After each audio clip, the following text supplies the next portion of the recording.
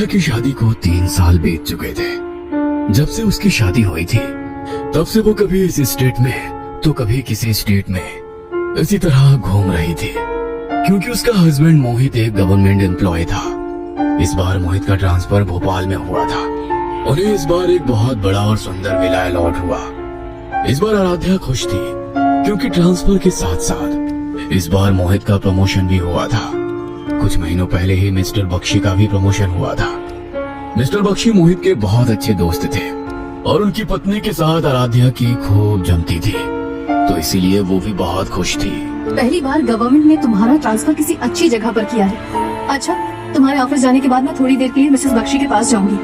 उन्होंने मुझे स्पेशली बुलाया था। जब घर अच्छी तरह से सेट हो जाएगा तो हम भी उन्हें इनवाइट करेंगे। ओके, मैं भी बस अभी ऑफिस के लिए निकल ही रहा हूँ। अगर तुम्हें भी साथ चलना है तो चलो, थोड़ी कंपनी दे दूंगा।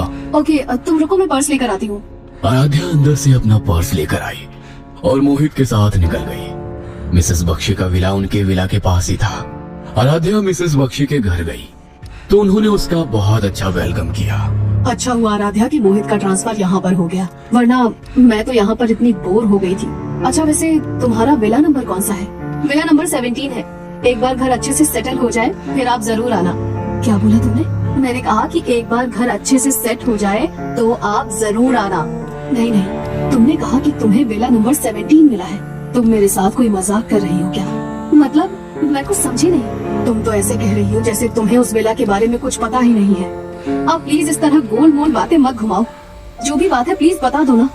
आपकी ऐसी बातों से मुझे डर लगना शुरू हो गया है। अरे, विला नंबर 17 में बहुत साल पहले बैनर्जी फैमिली रहती थी। एक दिन वो अपने किसी फैमिली फ्रेंड के फंक्शन में गए और जब वापस आए तो उनकी बड़ी बहू की मौत हो चुकी थी। उसने खुद ही अपनी जान ले ली थी और उनके पूरे घर में काले जादू का सामान था। उनका कहना था कि उनकी बड़ी बहू अक्सर ही ये सब चीजें करती रहती थी और इसी वजह से उसका हस्बैंड उसे छोड़ना भी चाहता था। लेकिन उसकी मौत के बाद उसकी फैमिली ने उस विला को छोड़ दिया। पर उसके बाद जो भी फैमिली वहाँ पर रहने के लिए आई वो ज्यादा दिन तक उस विला में रह नहीं पाई। क्या? देखो, आप मुझे डराओ मत। मुझे तो वैसे भी इन चीजों से बहुत डर लगता है। मैं तुम्हें डरा नहीं रही हूँ। सब कहते हैं कि वो विला हॉन्टेड है, लेकिन एक बात अजीब है कि सब कहते हैं कि वहाँ पर सबको एक बच्चे की आत्मा दिखाई देती है। अब वो बच्चा कौन है ये कोई नहीं जानता। किसी ने भी वहाँ पर मिसेस बैनर्जी की स्पिरिट को कभी नहीं देखा। बस दिखता है तो सिर्फ एक बच्चा। लेकिन मैं तो तुम्हें कहूँगी कि एक रिक्वेस्ट डाल दो कि तुम्हारा विला नंबर चेंज कर दे। रिस्क मत लो। मिसेस बख्शी की ये बात सुनकर आराध्या बहुत डर गई। वो थोड़ी देर बाद घर आकर बैठी तो उसके दिमाग में पूरा दिन वही बात चलती रही। वो पूरा दिन कोई काम भी नहीं कर पाई। शाम को जब मोहित ऑफिस से घर आया तो घर की हालत देखकर उसे लगा कि उसकी तबीयत खराब है। अरे, क्या हो गया तुम्हें? तुम्हारी तबीयत खराब है क्या? घर को जैसे छोड़कर गया था बिल्कुल वैसा ही है। मोहित, आज जब मैं मिसेस बख्शी के पास गई तो उन्होंने बताया कि ये घर हॉन्टेड है।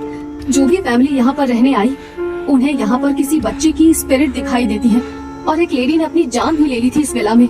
तुम प्लीज अपने डिपार्टमेंट में ये विला चेंज करने की रिक्वेस्ट डाल दो। अरे यार, तुम भी ना कैसी कैसी बातों में आ जाती हो। ऐसा कुछ भी नहीं है यहाँ पे, और अगर होता तो वो विला हमें मिलता ही नहीं। और वैसे भी अभी अभी मेरा प्रमोशन हुआ है तो मैं ऐसी सब चीजें नहीं करना चाहता। तुम ज्यादा सोचो मत, रेस्ट करो।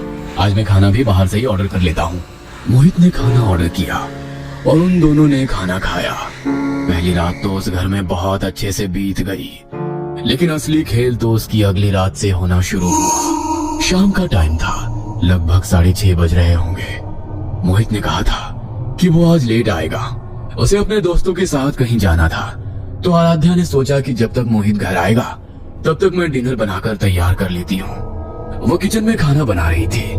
घर में सबसे पहले कुछ मीठा बनाने का रिवाज होता है, तो उसने हलवा बनाना शुरू किया। पूरे घर में उसकी खुशबू फैल गई। कितनी अच्छी खुशबू आ रही है। अरे, ये बच्चे की रोने की आवाज कहाँ से आ रही है? बच्चे के रोने की आवाज सुनकर आराध्या हैरान रह गई, क्योंकि उसके अलावा तो वहाँ पर मेड भी नहीं थी और किसी बच्चे के रोने की आवाज आने का तो कोई सवाल ही नहीं उठता। उसे लगा शायद ये उसके मन का वहम है, इसलिए उसने उस आवाज को नजरअंदाज कर दिया। तभी उसके किचन की खिड़की पर नॉक हुआ। उसने पलटकर देखा तो कोई नहीं था। तभी उसे बाहर से कुछ गिरने की आवाज आई। उसे लगा कि कहीं कोई चोर तो नहीं आ गया, इसलिए वो बाहर गार्डन में देखने चली गई। देखा तो गार्डन में नया पौधा गिरकर टूट गया था। वो जैसे ही उसे उठाने के लिए झुकी तो उसकी नजर गार्डन में कोने पर पड़ी। घर की दीवार के पीछे से छिपकर कोई उसे झांक झांक कर देख रहा था। थोड़ा अंधेरा हो गया था तो चेहरा ठीक से दिखाई नहीं दे रहा था, लेकिन उसने थोड़ा ध्यान से देखा तो एक बच्चा था, लेकिन आम बच्चे जैसा नहीं। भयानक और कटा फटा चेहरा, लाल आंखें और कपड़े भी फटे हुए थे। उम्र महज 3-3.5 साल होगी। उसने रोते हुए उसकी तरफ देखा और वहां से भाग गया। आराध्या ने हिम्मत करके आगे की तरफ जाकर देखा तो वहां पर कोई नहीं था। तभी उसे मिसेस बख्शी की कही हुई बातें याद आ गई। वह जल्दी से हाँफती हुई घर के अंदर आई। वो इतनी डर गई थी कि तुरंत मोहित को फोन किया, लेकिन मोहित का फोन नहीं लगा। तभी उसे किचन से कुछ आवाज आई। उसने जाकर देखा तो हलवे की कढ़ाई नीचे फर्श पर गिरी हुई थी और सारा हलवा जमीन पर फैल गया था। तभी उसे फिर से वहां पर किसी बच्चे के हंसने की आवाज आई। उस आवाज को सुनकर इस बार वो बहुत बुरी तरह घबरा गई। तभी उसे किचन के फ्लोर पर छोटे बच्चे के पैरों के निशान दिखाई दिए जो अभी अभी उसके सामने बन रहे थे। जैसे कोई बच्चा अभी किचन से खेल कर आया है और उसकी किचन में दौड़ रहा है, और दौड़ते दौड़ते वो पैरों के निशान किचन से बाहर खिड़की की तरफ चले गए। ये देखकर आराध्या के रोंगटे खड़े हो गए। वो इतनी डर गई कि तुरंत ही सब कुछ छोड़कर घर के बाहर जाकर बैठ गई और मोहित के आने का इंतजार करने लगी। वो मोहित को कॉल करने लगी, लेकिन मोहित के पास कॉल भी नहीं लग पा रही थी। आराध्या को बार बार वहां पर किसी बच्चे के होने का आभास हो रहा था। तभी थोड़ी देर बाद मोहित घर आया तो आराध्या को घर के बाहर बैठा हुआ देखकर वो भी हैरान रह गया। अरे ये तुम इस तरह यहाँ पर घर के बाहर क्यों बैठी हो? वो अंदर कोई है, वही बच्चा जिसके बारे में मिसेस बख्शी ने बताया था। प्लीज यहाँ से चलो, हम अंदर नहीं जाएंगे। अरे यार, मुझे तो समझ में नहीं आता, तुम इतनी पढ़ी लिखी होकर भी ऐसी बातों पर कैसे भरोसा कर सकती हो? मैंने अपनी आंखों से देखा है उसे, कोई वहम नहीं है। देखो, वैसे भी इस घर में एक लेडी ने अपनी जान दे दी थी और पता नहीं ये बच्चा मुझे क्यों नजर आ रहा है। शायद वो नहीं चाहता कि हम इस घर में रहें। प्लीज तुम चलो यहाँ से, और अगर तुम्हें मेरी बात पर यकीन नहीं होता ना तो किचन में आओ मेरे साथ। उसके पैरों के निशान है वहाँ पर, और उसने किचन में रखी हुई हलवे की कढ़ाई भी नीचे गिरा दी थी। अभी भी किचन में सब फैला हुआ है। चलो मैं तुम्हें दिखाती हूँ। आराध्या मोहित को खींच कर किचन में लेकर गई, लेकिन जब वो किचन में पहुंची तो ना तो वहाँ पर किसी बच्चे के पैरों के निशान थे और किचन भी बिल्कुल साफ था। खाना भी अपनी जगह पर रखा हुआ था, जिसे देखकर आराध्या के होश उड़ गए। ये कैसे हो गया? अभी तो सब कुछ यहाँ पर फैला हुआ था और बच्चे के पैरों के निशान भी थे। मैं बिल्कुल सच कह रही हूँ। रिलैक्स हो जाओ आराध्या, मुझे लगता है कि तुम्हारी तबीयत ठीक नहीं है। तुम ऊपर चलो और थोड़ी देर आराम करो। घर शिफ्ट करने की थकान में शायद तुम्हारे साथ ऐसा हो रहा है।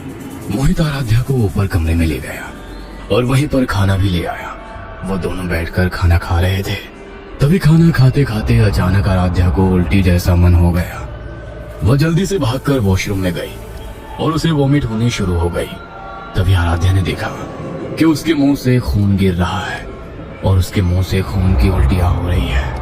तभी डर के मारे अचानक आराध्या का ध्यान वॉश बेसिन पर लगे शीशे पर पड़ा तो उसके पीछे वही बच्चा खड़ा दिखाई दिया जो भयानक तरीके से हंसते हुए उसे ही देख रहा था। आराध्या बुरी तरह डर गई।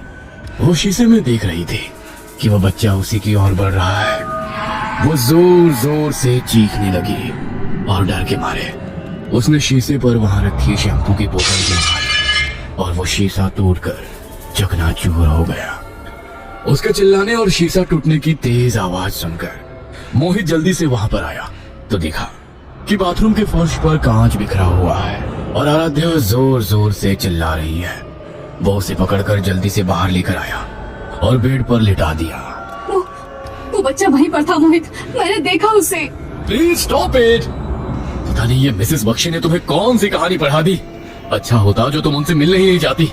पता नहीं क्या क्या हो रहा है तुम्हें। मैं भी डॉक्टर को बुलाता हूँ। मोहित ने डॉक्टर को कॉल किया और थोड़ी देर बाद ही डॉक्टर आराध्या का चेकअप करने के लिए घर पर आए। उसका चेकअप करने के बाद डॉक्टर के चेहरे पर एक मुस्कान आ गई। क्या बात है डॉक्टर, आप इस तरह मुस्कुरा क्यों रहे हैं?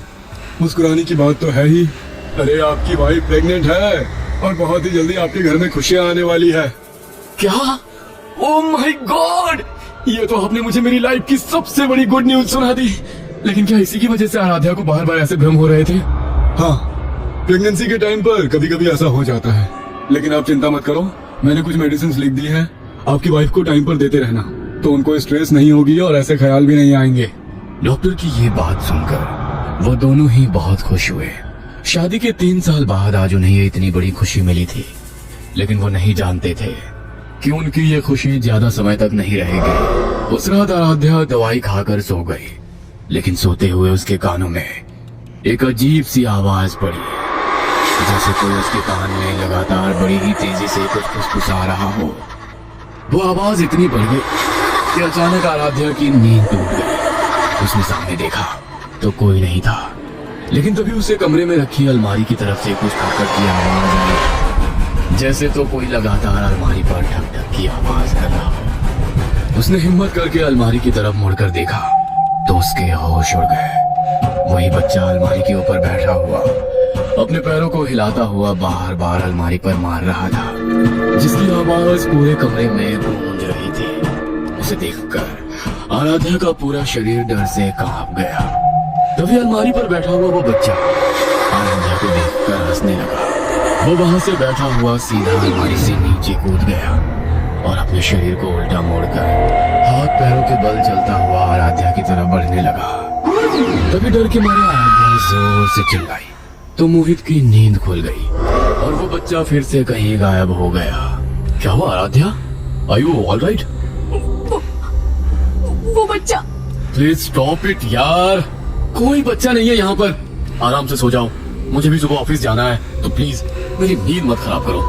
हर बार की तरह इस बार भी मोहित ने आराध्या की इस बात को इग्नोर कर दिया, लेकिन हर बढ़ते दिन के साथ उसके साथ ये हादसे और ज्यादा बढ़ने लगे। उसकी प्रेगनेंसी का ये 6वां महीना चल रहा था। शाम का समय था, हल्का हल्का अंधेरा हो रहा था। वो घर की छत पर कपड़े सुखाने के लिए आई थी। कपड़े सुखाते हुए वो हल्की हल्की आवाज में गाना गुनगुनाने लगी। तभी उसे पीछे से एक अजीब सी आवाज सुनाई दी।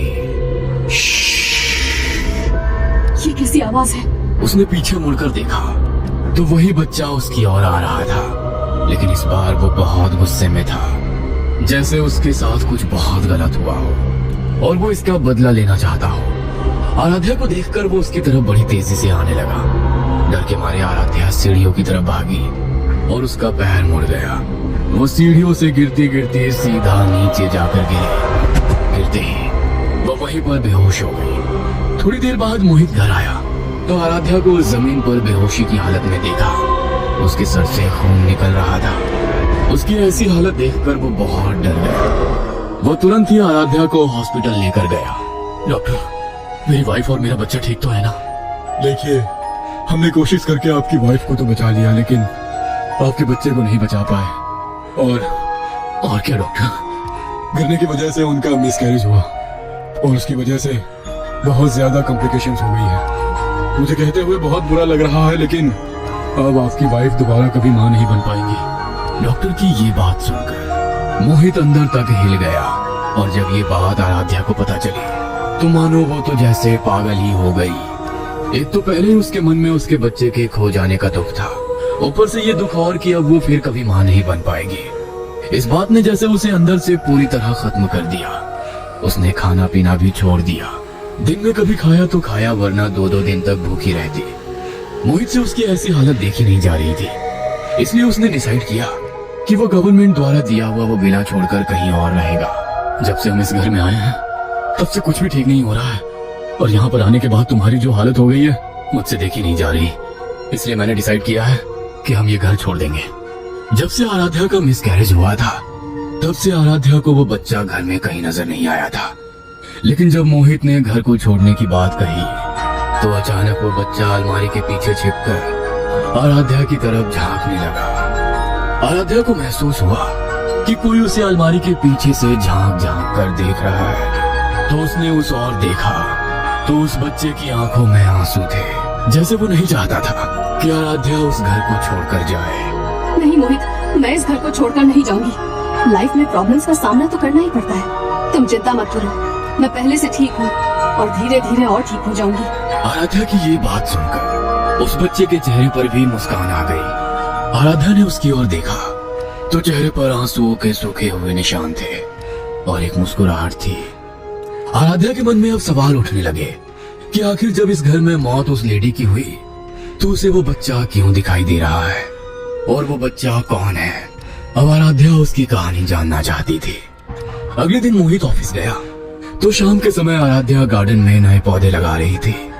तभी वो समझ गई कि वही बच्चा छुप छुप कर उसे देख रहा है। उसने मुड़कर देखा तो वही बच्चा गार्डन में लगे एक पेड़ के पीछे छिपकर उसे देख रहा था। आराध्या समझ चुकी थी कि वो उसे बताना चाहता है कि मैं यहाँ पर हूँ। आराध्या को डर तो बहुत लग रहा था लेकिन उसने हिम्मत की। मैं जानती हूँ कि तुम्हें पता है कि मैं तुम्हें देख सकती हूँ और मुझे ये भी पता है कि तुम मुझसे बात करना चाहते हो। आराध्या को लगा कि उसके ऐसा बोलने पर वो उसके पास आएगा, लेकिन तभी वो कहीं गायब हो गया। आराध्या को कुछ समझ नहीं आया। तभी कुछ दिन बाद वो अपने गार्डन में बैठकर अपनी शाम की कॉफी एंजॉय कर रही थी और उसके सामने कुछ स्नैक्स और मिठाई रखी थी। तभी फिर से उसे वो बच्चा दिखाई दिया। वो खाने की तरफ देख रहा था। तुम्हें ये खाना है? बच्चे ने हाँ में गर्दन हिलाई तो आराध्या ने प्लेट उसकी तरफ बढ़ा दी। तभी प्लेट से एक लड्डू अचानक कम हो गया। मैं जानती हूँ कि तुम मुझसे बात करना चाहते हो। मैं जानती हूँ कि तुम बहुत परेशान हो। मैं जानना चाहती हूँ कि तुम कौन हो और तुम्हारे साथ क्या हुआ। आराध्या की ये बात सुनकर उस बच्चे की आंखों में आंसू आ गए। वो आराध्या की तरफ बढ़ा और उसने उठकर आराध्या के माथे पर अपना हाथ रखा। तभी आराध्या को कुछ ऐसा पता चला जिसे जानकर उसकी रूह कांप गई।